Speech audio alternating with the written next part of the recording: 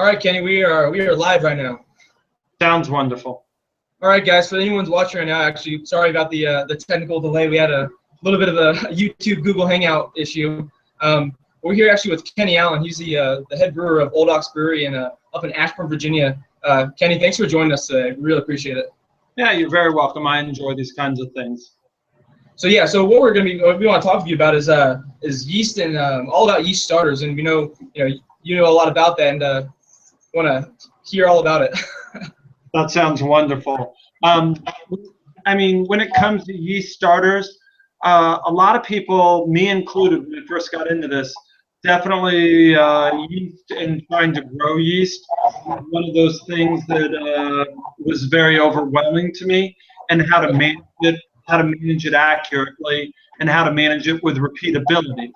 And it was really nice. After a number of years in the industry, I've managed to get a decent handle on it. There's like some major things when you're trying to do yeast propagation and get good yeast for it. So I'll touch on a little bit from being like a manufacturing brewer about how I manage yeast and what I do to get things to happen. But I'm going to fire this more at like the home brewing crowd, so you can have ideas of what to do at home to make sure you have good, viable yeast.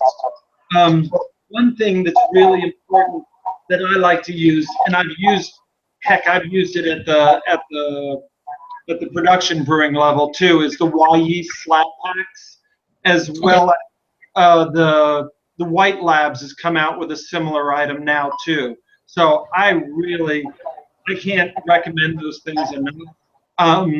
When you're dealing with yeast, listen to yourself, listen to your senses. When you do a slap pack and you get that little bag inside the bag to crack, if that thing doesn't swell up on you, odds are you don't have very healthy yeast. On the back of the bags, they have expiration dates. Look at those expiration dates. I mean, read them and believe them. Don't buy stuff that's near expiration or past due. Really important. A few things. I know, Kristen, I saw the one podcast you did with the guy from Richmond at the homebrew shop in the brewery. Right. What's that woman's name? His name, that's Tony Amendolia. He's from Original Gravity. Yeah, exactly. And that guy, he touted Brune water. I heard him in that interview, and I can't agree with that man more. When I watched that on Brewrocket, I was like, oh yeah, that guy, he and I are doing things in a very similar way. Because Brune water, when you look at Brune water, it's going to help you a lot for doing your mash pH, but it's also going to help you with your water chemistry. It's going to help specifically with magnesium and calcium. Magnesium and calcium are really important to yeast cell growth. Those promote really healthy cell walls on your yeast. So again, back to his point, the Brune Water 2 program, get that. Watch your mash pHs and watch your water chemistry, and that'll help yeast dramatically. So when you're looking at your wort composition, you want to be looking at mash pH, you want to be looking at magnesium and at calcium inside the Brune water. Does that make sense? Right. No, totally. Yeah. So keep an eye on that. So first thing is wort composition when you're trying to get good yeast. If you're doing a starter, you can go out. You can purchase these things, just a little simple stir plate. They're not expensive. And then buy a little Erlenmeyer flask, and you can do the slap packs, put them into these. You can go ahead, just get DME, dried malt extract, and you can get that from any decent homebrew store. And you just get DME, get it to go in the solution, and then you can do it a number of ways. At the homebrew at your house, what you can do is just put this into a pot of water and cook it on your stovetop, and you can make sure you sanitize it. I've talked to guys at White Labs. I've talked to I buy all my yeast from this guy, Jasper Ackerboom. Super nice guy. He's given me a ton of great information. DME, while it should be sterile and while it should be good to go, do some steps for yourself and know for yourself that it's sterile. Boil it. Boil it up for 15 minutes. You know you've killed everything. Cool it down. And then what you're going to do is you're going to take one of those slap packs and you're going to put it in this. So yeast, if you're just doing a straight brew, like if you're doing a Weiss beer, a Pilsner beer, there's a lot of them out there. If you're doing these beers that are like, I don't know, if you're doing these beers that are like anywhere from like 8 degrees Plato up to maybe 13 or 14 degrees Plato, use a slap. Don't worry about the starter. You're going to get a nice solid yeast cell count. You're going to go. I know when I was home brewing and when I started out in this, it's an awful lot of fun to see that is when you want to start bumping your yeast cell count up. That's when you start playing games with the starters and getting your yeast cell counts to go up. If you want your yeast cell counts to go through the roof, so yeast reproduce cells. They bud out and create daughter-mother cells in an aerobic environment. So you really want to have oxygen in there. Yeast consume oxygen amazingly quick. I mean, it can be as little as like 3 or 4 hours and you can have all the yeast out of the wort. And then the yeast shift into another phase.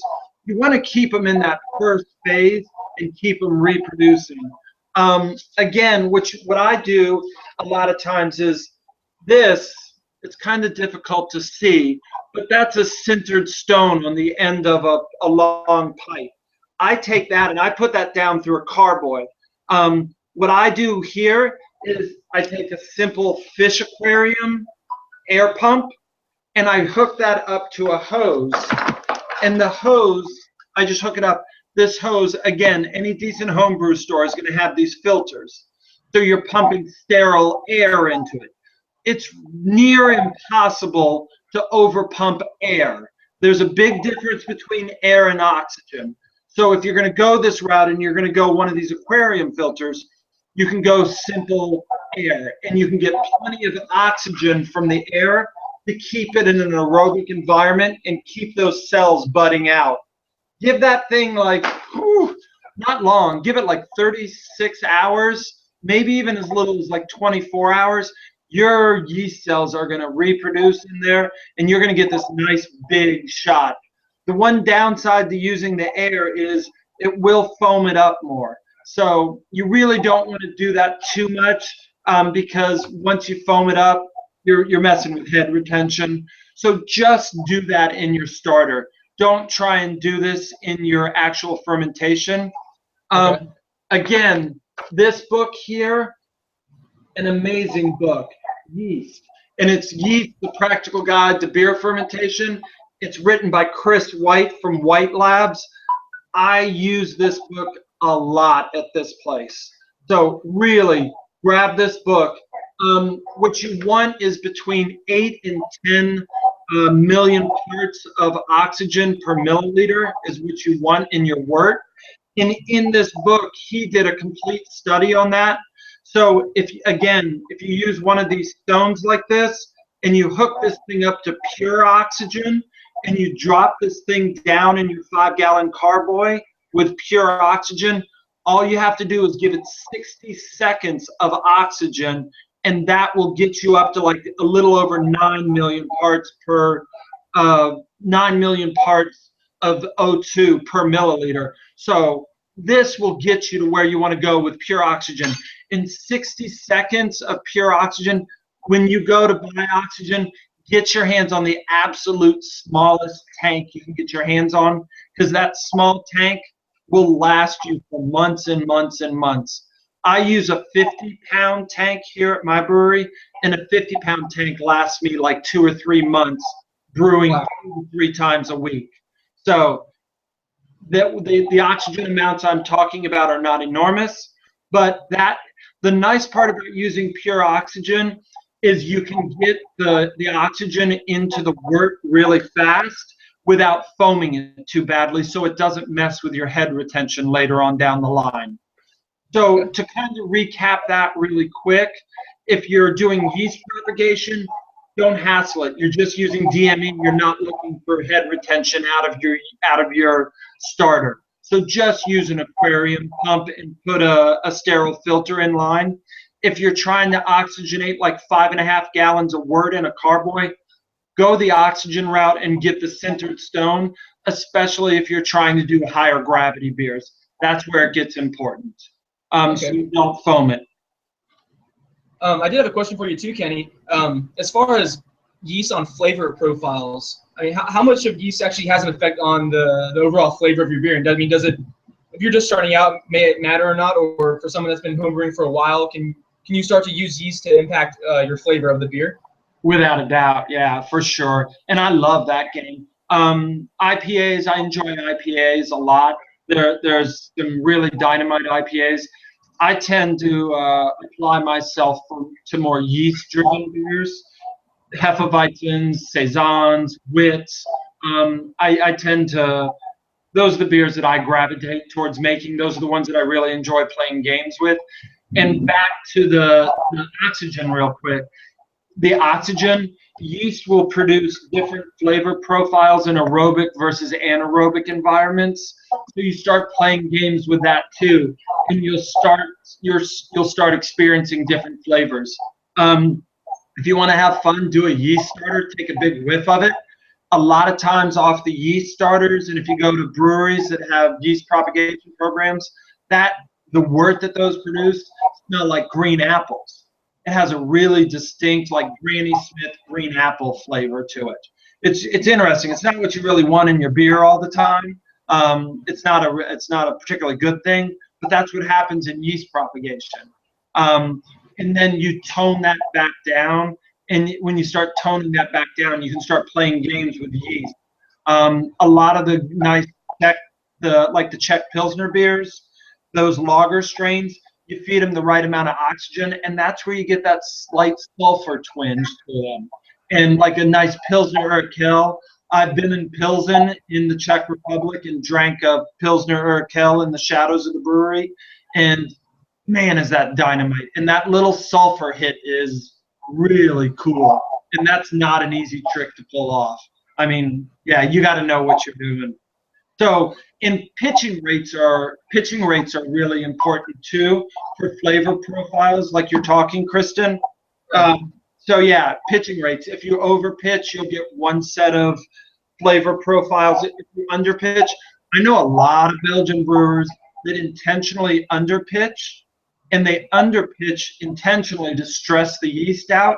And yeast under stress will produce different flavor profiles. So it's really interesting because if you underpitch them, then they don't take the oxygen up as quick. They hang out in that lag phase, and they produce a lot of the esters. So it's really interesting. So, I mean, if you're once you get deep into it, what I've done is I enjoy just focusing in on a single yeast strain, try and keep everything constant except one variable, and throw a curve at it and watch what happens when I throw that curve at it, and try and pick up on what's going on with it. And you really can find out different yeast strains. So yeah, and then yeast strains are huge too. I mean, I know nowadays there's a number of different lager yeast strains out there. I think people have fermented out and done different things with different lager yeast strains and got them to produce slightly different flavors. There's hundreds and hundreds of ale yeast strains. So I really like playing around with different yeast strains too. So that's fun to do. Yeah, so it's really good to do that. When you're pitching your yeast rates are really important. But equally as important to that is the sterility of how you're working. Because basically what you're trying to do, you clean all this stuff.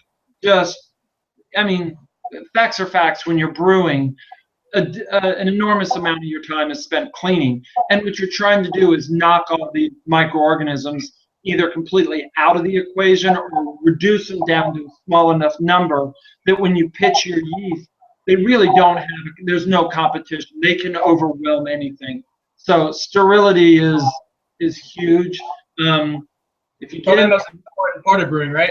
Would you say? yeah, if you get into brewing and you don't like cleaning, well, maybe you got into the wrong thing. Yeah, yeah. Does the one-step solution, is that like, do you still want to rinse that out even though it doesn't recommend, you don't have to rinse it out, but would you rinse it out if you were? I use Star Sand still to this day at the brewery here when I'm brewing on my small little system. I use it to the quantities they suggest on there. I have that little squeeze bottle with the cap in the top that measures it out so I can do 5 gallons at a time. I use it. I don't rinse it out, and I use that for yeast propping, for sanitizing my yeast prop stuff. And I've never had a bad experience with it. It does not negatively affect it. Now, what I do is, like, when I'm using that, I run all of my wort into there first, then I put my yeast in. Because that stuff, there's something called the buffering factor. That stuff has a very low buffer, so it can be swung one way or another readily. And that's why that stuff is good. Does that make sense? Yeah, okay. So you want to throw your wort in first and then throw your yeast down. Without a doubt, yeah, because then that stuff has been diluted out so far, it really doesn't have a strong buffering factor. So then the pH, it's not a funny pH where it's killing stuff anymore, and your yeast can go into that environment and thrive. Gotcha. Okay, cool. Pretty cool. Simple enough. Temperature also has a huge plays a huge part of this. I actually think that's one of the biggest differences between like a production brewer is if you go out and get like a nice ice test, which you can get for a reasonable price for like $300 or $400, and then you can get one of those the mechanisms where you can control that temperature up at higher temps, then that gives you a lot of control, and that will your yeast production or your beer quality will go up dramatically at home if you do that. Yeah, it's difficult playing games like trying to do lagers in the winter in your garage or out on the porch or out on the deck of your apartment. The inconsistencies are just really tough to deal with. I have all my tanks are jacketed. I control the tanks with PLCs, and I can keep the temperature very constant, so I get a very uniform flavor profile for my yeast. But you're being a professional brewer. I mean, you're more on a you have to stress out more on that than us home brewers do. Where it's okay if we have one batch tastes a little different, but you're selling your beer. People expect it to be the same the whole time. So, and I would agree with you completely. And actually, in my opinion, as homebrewers, that's part of the fun of homebrewing. It's like, yeah, you kind of know what you're going to get, but every once in a while you get these surprises, and it's like, oh, that's really good. That turned out nice. I'm happy with that. And then the downer to that is you go back and you sit there and scratch your head for a day or two, and it's like, okay, how in the world did I do that? And how did I? Yeah, that's the hardest part. Yeah. But it is fun. I mean, there's worse things you could get ADHD on. So those are some of kind of the really big highlights when I'm doing yeast propagation. I pay really close attention to. Again, this guy Jasper Ackerboom, I can't say enough for him. He works at Lost Wino, just a super nice guy. I know he's starting up a company, kind of like, what is it, RVA, the yeast guys down in Richmond down there. Yeast Labs, yeah. Yeah, we heard about that. Yeah. And that guy's super nice guy as well. And I got a guy, he's like 2 miles from me. So I use him a lot. And he just does a lot of, he's been a great wealth of information for me. So, and I just, everything he passes, he's so free with information, I try and pass that forward to other people. And these are the big things that I keep track of here at the brewery in order to keep my yeast healthy.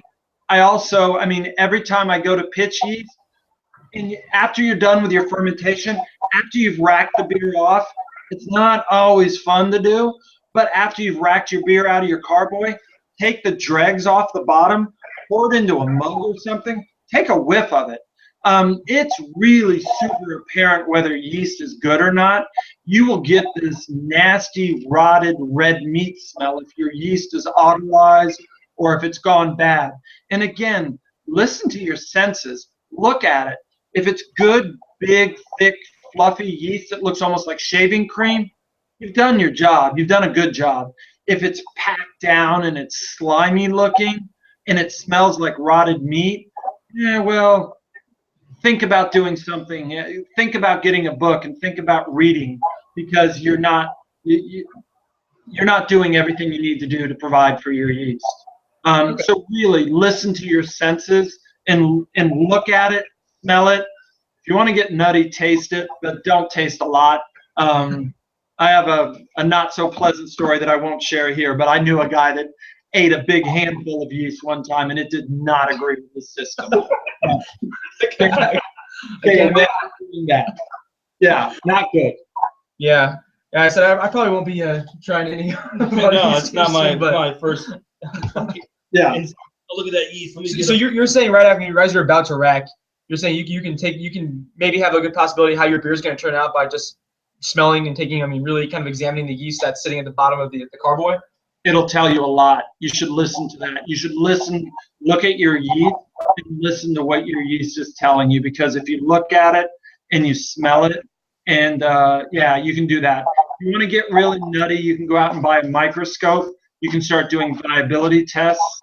I do that here fairly regularly, and but that's really deep. And yeah, I don't think I would get into that at a home brewing level, because you're not trying to recapture the yeast again.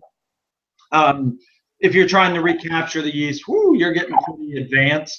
And yeah, everything I've run past you all through this, you probably already know, and you're ready to make the next jump. But yeah, and that's where this yeast book will come in really handy. But yeah, look at your yeast. It's going to tell you a lot. It's going to tell you a lot. And as you sit there and tweak different things out, giving it gypsum, calcium chloride, making sure the pH is right, doing all that kind of stuff. Yeah, you can do that. Does that make sense? I had another question for you too. Maybe I don't know if this is correct or not, but is it possible to crossbreed yeast? Crossbreed yeast. So put in multiple strains together? Yes. Yeah. So yeah. So the yeast aren't going to go in there and boom chickie wow wow, right? They're gonna they're just going to go in there and do their own thing. So you can get multiple. So yeah, there's a lot of people that do that. So there's a brewer in Belgium that is in the Champagne district, not Belgium, France, excuse me. And he's in the Champagne region in France. And the Champagne region in France is very, very far north. And the soil there has an amazing amount of calcium. And hence, that's where you get champagne from. And that's why you get that real mineral taste in champagne. And this guy is up there, and he's doing secondary ferments with champagne yeast and getting his gravities down really far. If you're doing that, the problem with doing that is you're putting that secondary yeast strain in there, and then you have to make the choice. If you want that yeast strain to produce a lot of funny esters and do a lot of funny stuff, you got to give them a little bit of oxygen, because in the aerobic environment is where they produce that. And it's not really a smart idea to put oxygen in the beer at that point when you're that far down the road. So the way to do that is to put the two yeast strains in at the same time. That's when you're going to get this competition. Now, when you start talking about like Belgian goose beers and stuff like that, where you have really different yeast strains like Brettanomyces, well, you start with Saccharomyces and then go to Brettanomyces, Pediococcus, all those hodgepodges of things. That's a whole nother ball game that you're talking about. And that's where certain bacteria can produce different enzymes that can break down the starches and provide food for themselves that Saccharomyces can't eat off of. So that gets pretty complicated, pulling that trick off. Again, this guy Jasper does that very well. I've done it here at our brewery on a very, very small scale and had some luck with it. It's a lot of fun to do. I dig it. You got to be patient. I had one that sat out here. I made the mistake. I cranked it up in November, My warehouse isn't heated. So November, December, January, February, it didn't do much of anything. March went through. April came through. It started warming up. All of a sudden, that thing came to life in April and May when it finally got some heat. So if you're going to do that, pay attention to temperature. It's really important. And when you're trying to pull it off, or put it in a heated environment. Yeah, I know the guys like out at New Belgium when they do it. Man, those guys, they do it right. And they have like heated garages where they park the stuff in and get fermentations going in the bottles. And they park skids in heated garages and control the secondary ferment in the bottles. I mean, that's commitment. That's commitment to an art form. And I have a great amount of respect for those guys for that reason. Yeah. Wow. So, I mean, again, I guess leading, I mean, that's a pretty heavy thing to get into. So, I mean, would it be safe to say then, I mean, if since we're talking about using yeast starters, would you say you need to be pretty invested in home brewing to even really start doing that, to get the equipment to really do that? Or, I mean, would you recommend someone just starting out? I mean, yeah, you can probably make better beer using it, but would you necessarily, if you're just starting out home brewing, use yeast starters?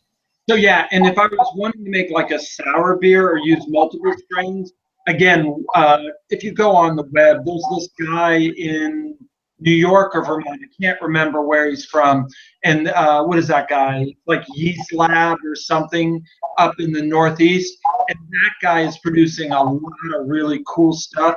And when you buy his yeast, he gives you the blends of the different bacteria together in one packet. And you pitch the whole thing, and everything lights up in sequence, and he has it all figured out for you. So you can do that. Why Yeast does it too? They have one I love. They have this one Roselaire, and that was done with the guy from New Belgium and Tommy Arthur from Pizza Port and Lost Abbey. Those guys did that, and then they credit the Roselaire blend to those two guys and the work they did with the sour beers. The guy from New Belgium came from the sour brewery in Belgium. That guy really knows what he's doing as well. So yeah, so you can buy those pre-mixed packs and do that, have a lot of fun with it, and you can produce good beer.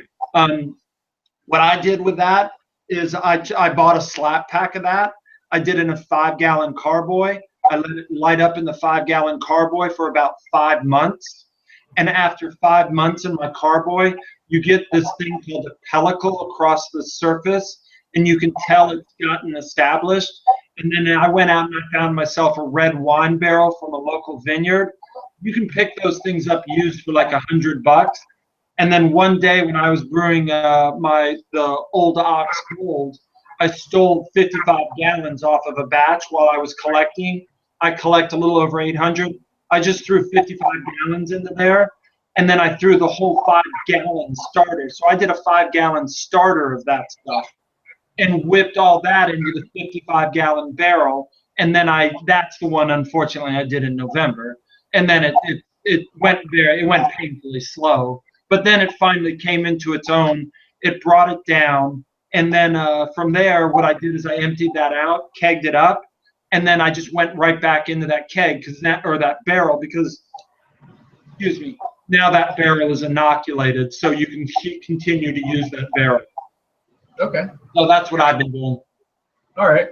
Now, so I mean, if we're getting into doing this, then I mean, what are some of the things aside from, like you said, temperature was a pretty big one? What are some of the things you need to look out for? Like, what can go wrong when trying to make your own yeast starters that you can easily avoid just by knowing the facts? So one of the things definitely that can go wrong is you're not sterile, because at the yeast starter you're blowing everything up. Your numbers are really increasing dramatically. So if you're not sterile and you don't keep clean and you get some bacteria in there, well, as your yeast starts to increase in number, your bacteria that you've left in there, whatever infections you have going in there, lactobacillus is really, it's not terribly uncommon. I know a lot of brewers that do kettle sour beers where they just take simple yogurt and they'll brew a beer and get it into their kettle. and they throw yogurt into the kettle at like 115, 120 degrees, and then they just let that sit for 24 to 48 hours, and they pay very close attention to pH, and they watch the pH dip. And as the pH, once the pH gets down to the level they want, then they fire up their boil again, and that kills all that bacteria, so you can freeze it with the right pH. So it's a pretty easy way to do it, and it's a fun way to do it, and you can produce some really interesting beers. I know guys that do like IPAs with that. They do like really hoppy, sour IPAs with kettle souring. You can have a lot of fun with that. We're experimenting with that here right now. We have one going down in our little pilot system right now as we speak. We used all Brettanomyces in that, so we didn't use the yogurt trick. We went out and actually bought samples of Brettanomyces and did it with bread. So it's a lot of fun. It's a good time. So I'm sorry, that was a very long-winded, and I got off subject. But cleanliness is a big thing when it comes to growing up yeast, because whatever bacteria might get in there, it grows up at the same rate as your yeast does. So it's going to become really apparent. So yeast propagation is when you're doing yeast props and you're doing yeast starters, cleanliness, it's always really, really important. It's paramount there because it'll tell on you quickly. Okay. Does that answer your question? Now, what about like storage? When you're like, is there a temperature range you have to keep the yeast at while it's producing, or maybe I'm just confusing the whole matter? Maybe you are doing a good job at confusing the whole matter, but so if you're storing the yeast, you want to keep it stored rather cool. When yeast get down to like in the 40s and the 30s, they become fairly dormant, and they're not needing a lot of food. If you keep them up in the mid-60s and there's no food available to them, they start using glycogens that's in their cell walls, and they produce different flavors, and then when they motor through all those things in their cell walls, they start going after one another, and they start eating on one another, and it's not a pretty flavor when they're metabolizing each other. So it's a bad situation. So if you're going to try and store yeast and prop it and keep it from one batch to another, you really want to keep it relatively cold. You don't need to go below like 35. If you get it down to 35, it's going to be pretty dormant. And you can keep it at 35 for like 10 days, no sweat. I have unit tanks, so I run my tanks down to like 36, 37 degrees, and then I keep the yeast under the beer for, I don't know, I'll go as much as 5-6 days, and then if I haven't used it by then, I'll pull it out of there and I'll put it into a holding tank, and then I'll cool it down really cold to stop it from metabolizing anything. Okay. So that's what you do. Yeah, that's the trick to it. So I think probably one of the coolest things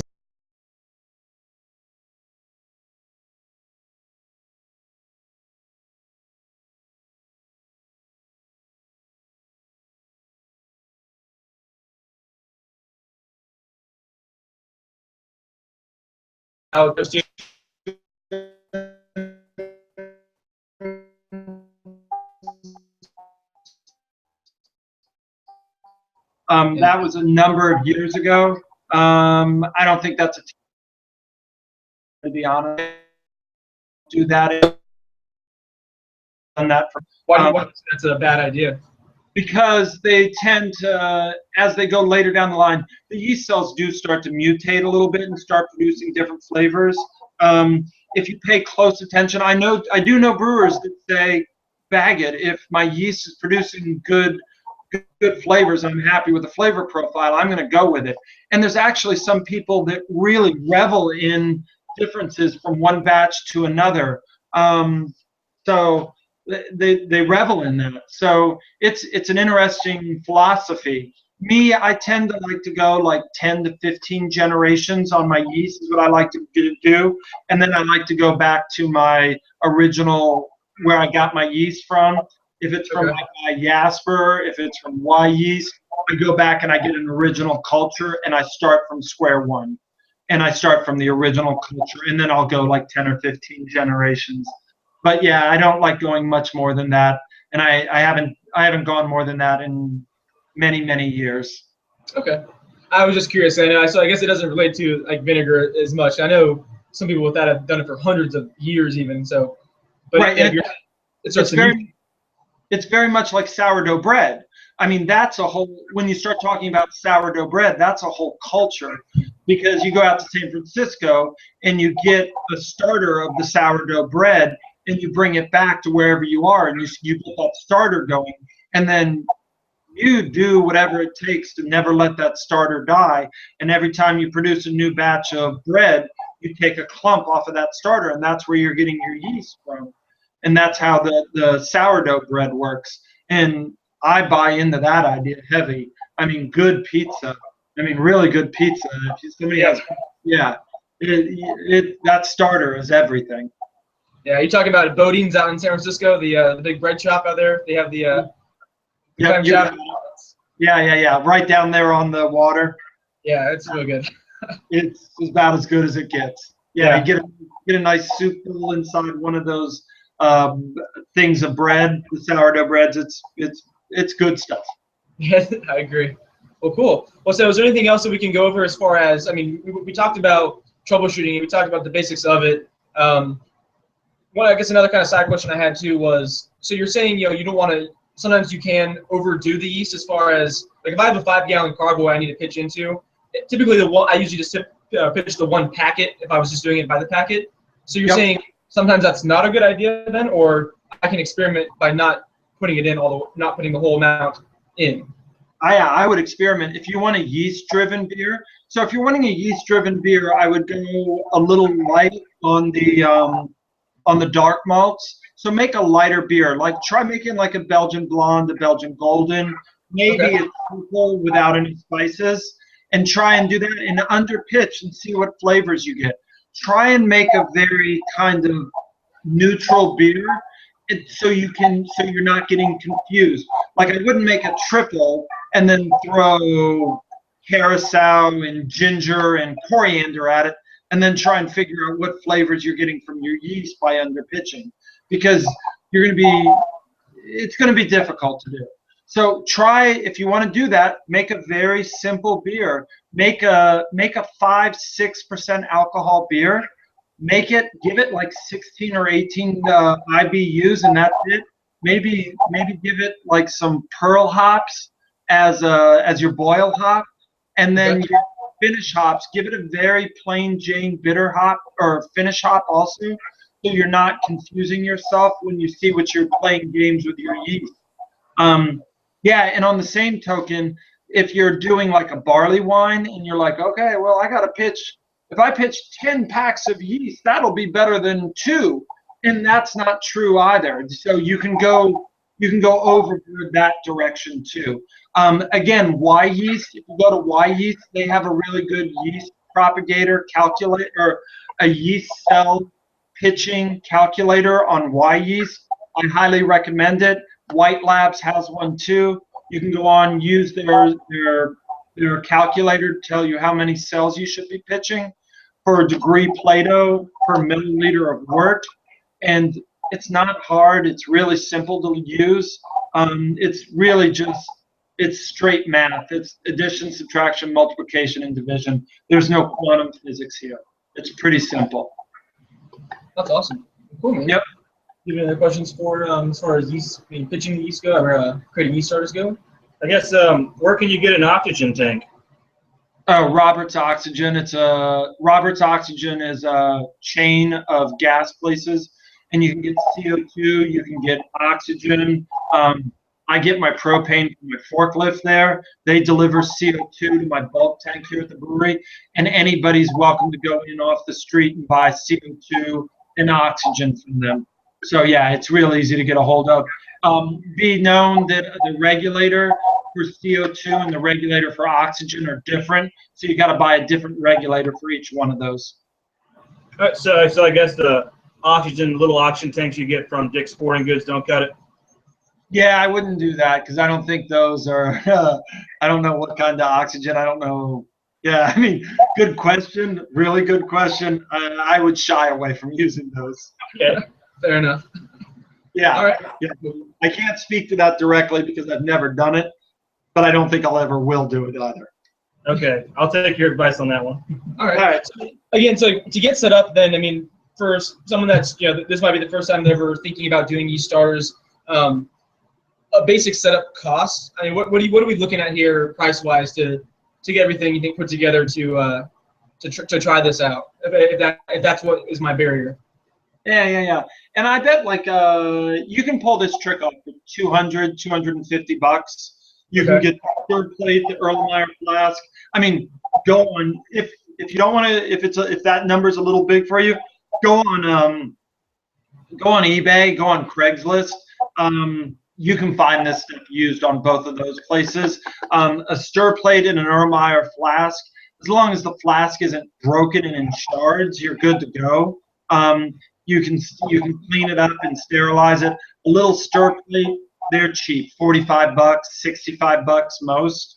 And then the sintered stone you can buy. That's something I think I would buy new.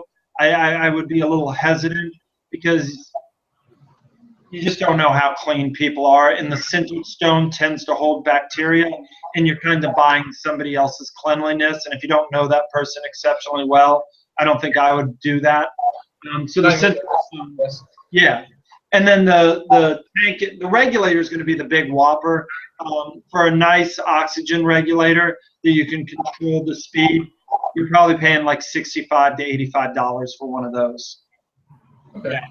So, and again, Robert's Oxygen will have them, or get on the internet. Also, Amazon. I have my little homebrew setup downstairs. I have a regulator, and if you set that regulator to 0.12 liters per minute, you get like 8 to 10 parts per million of oxygen. So I went out to Fisher Scientific and bought an O2 meter, and I did a bunch of tests where I dunked it in to figure out where I get that 8 to 10 parts per million, and that's what I found with that. Okay. All right. Yeah. Yeah, it can get real. I mean, it can get as complicated as you want to make it, or you can make it as simple. With a stir plate, you just throw your little stir tablet down in it and stir it, and you're just folding the air in through the surface, and that's going to start there. Don't go the full-on oxygen. And like I said earlier, just use the aquarium pump for the starters. Okay. When you get to the oxygen is where you start oxygenating your wort and your carboys. All right. So that's another great thing about brewing too. It's like, we can make it as simple or complicated as we want it to be. I mean, ultimately our end goal is all the same, but it's great because so many people can, if you don't want to commit too heavily to it, you can still get beer out of it. But if you want to, you're saying get real nutty with it and, start experimenting, you're able to do so, which is, it's kind of a cool thing to be involved in.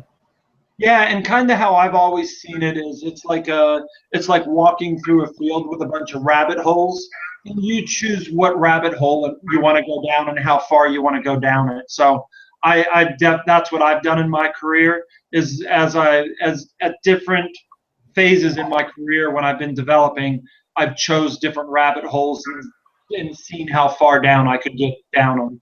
And I've gotten pretty far down some, and it's been a lot of fun getting down them. Yeah. Well, that's great. I'm saying I'm hoping this can be useful for anyone that is really thinking about doing that. And basically to sum up, I mean, using yeast starters can significantly increase the quality of your beer. Then I mean overall, right? I would use the yeast starters especially if you're doing the high alcohol beers. Okay. Use the yeast starters. That's where it's going to be. My dog's excited to start brewing here soon. Good deal. Why wouldn't he do it? So so that's where I would start. If I was going to do the yeast starters, I would start looking at that. If I was going to do, or if you really get really deep into it and you start brewing like 4 and 5 batches a week, and you want to try and save a little money, that's one way. Okay. I also know brewers. I know a lot of home brewers that what they'll do is when they find the yeast strain they like, they have no qualms. They'll ferment out a 5.5 gallon carboy. They'll rack off that 5.5 gallon carboy, put the stopper right back in the top of it, brew their next batch, and go right back into that same carboy without even cleaning it, and Really? just that same yeast up at the bottom. And I'm telling you, I would never do that at my level, but I'm telling you, these guys produce good beer. And when I taste their beers, when I first heard this, I was like, what? Yeah, it's crazy. A little bit. I was like, seriously, you do that? And they were like, yeah, here, try this beer. And it was good beer. And that's the end goal for it all, right? We want to get good beer out of it. So Whatever works. yeah. The proof is in the pudding. I think repeatability, doing that again and again and again, would be hard to do. But I think if you're only playing with 5 gallons, why not give it a try once in a while? Why not? Yeah. I kind of want to try that now. Yeah, really. It's interesting, and I'm telling you, it can work. It can work. I mean, that's basically what I'm doing in the 55-gallon barrels, right? Yeah, in a sense. I mean, yeah. That's all I'm doing in the 55-gallon barrels, because I don't clean those barrels out when I empty them. I push, and not only do I not empty them out, when I'm putting the next batch in, I give it a little bit of oxygen to light up all those things that have been sitting in there and gone dormant. So I try and help them out, give them some health. Yeah. Okay. So yeah, give it a try. It works. Great. So we're gonna have to try to do that. I guess I just have one last thing. It's a little off topic, but just since we have you on here, and you are the professional brewer, if you could give any advice to people who are just starting home brewing, your number one advice, your number one tip, what would it be? Wow, you couldn't have given me any warning with this question? That is a big question. Big on the spot too. Yeah. One piece of advice. I would say find a beer style that you really like, and find the beer style that you're into. When I started brewing, I always liked stout beers at the beginning, and I brewed a lot of stout beers. And stout beer wasn't a bad beer to start out with. A lot of strong flavors, so facts are facts. It hides a lot of errors. And when I was making that at my folks' house when I was growing up, I turned out some okay batches of that stuff. I would say find one style you like doing. Try and stick with one style for several times, and try and learn the intricacies of the process, and try and learn what the big hitters are that are going to negatively affect flavor. And if you keep doing the same batch again and again, you're not sitting there going, well, did my IPA extra hops help out, or did the extra 10 pounds of malt in my barley wine help out, or did my Belgian yeast strain in my triple help out? I mean, it gets try and keep it simple, and then learn the basics really quick. I worked for Nestle for a while. One of their sayings was always be fabulous at the basics, and that makes sense to me. If you're fabulous at the basics, you're probably going to produce something that's good. Okay, well that's some really good advice actually. That was awesome. All right. Yeah. So cool. All right, guys. Anything else? Well, I think that does it for tonight, and so we really appreciate your time and for joining us today. We really appreciate it. Yeah, thank you very much. You're welcome. I enjoy these kinds of things. If you have any other questions, or any of your subscribers have questions that they come up with later, Kristen, you know my email. Feel free to funnel them at me, and I'll try and help out and answer questions if they come up with questions after the fact. All right, Kenny. Well, we appreciate it again, and thank you for your time. Yeah. You're welcome. You guys have a good evening. You too. Bye, Kenny. Bye.